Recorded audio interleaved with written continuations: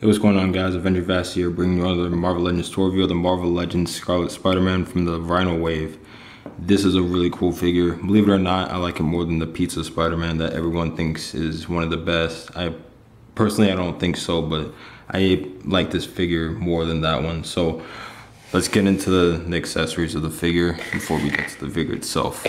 First, he comes with the head, two heads to Rhino that you can use. I don't know which one I like more. I like both of them, even though I don't like the fact that this guy looks like he's on drugs.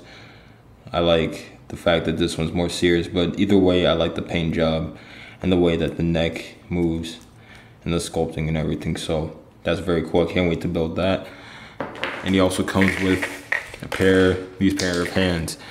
He comes with two wall crawling or grabbing hands, which is very cool.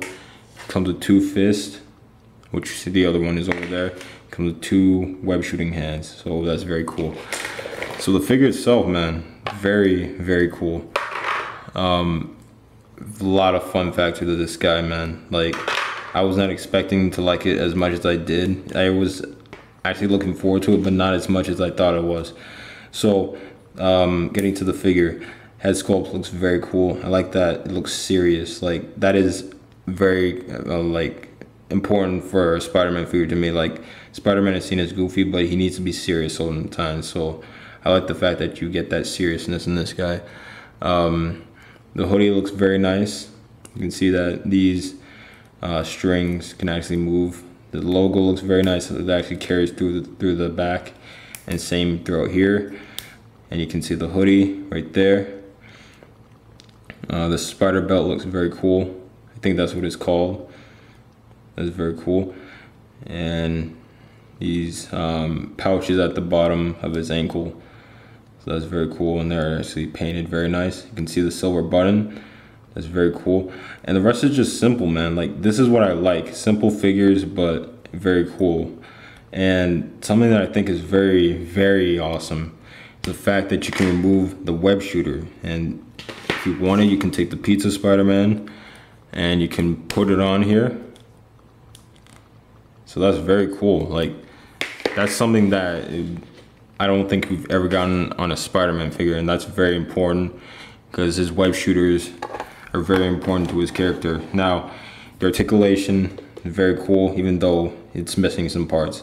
Head looks up very far, moves down side to side, kind of tilts, arm moves back and forth, up and down. He doesn't have that butterfly joint that this Spider-Man has, but still, it's very cool. Swell at the bicep, double jointed elbow, wrist moves side to side, up and down. Very nice ab crunch. Moves far back very well.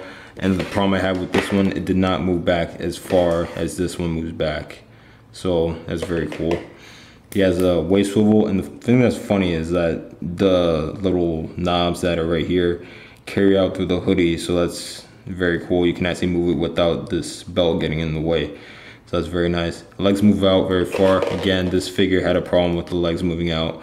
Actually, I think they move out the same way. This looks very dirty, but either way, I think it's the same, but looks very cool. Leg moves forward, back, swell at the thigh, double jointed knees, no calf swivel, foot moves back and forth, and he has an ankle pivot. So very, very cool figure. Really happy that we got the detail that we needed, and the fact that they upgraded it from the Toy Biz one, which was not as good as people thought it was. Comparing him to this one, you can see that basically the same mold, just different body parts and paint. And the fact that this one does not have the butterfly joint because of the hoodie, which I don't mind that much. You know, you want to keep the hoodie as one separate piece. And here he is next to the big time letdown Spider-Man. Shout out to Charlotte Prime. So you can see that this is also, like, either one of these molds would have been cool for this figure.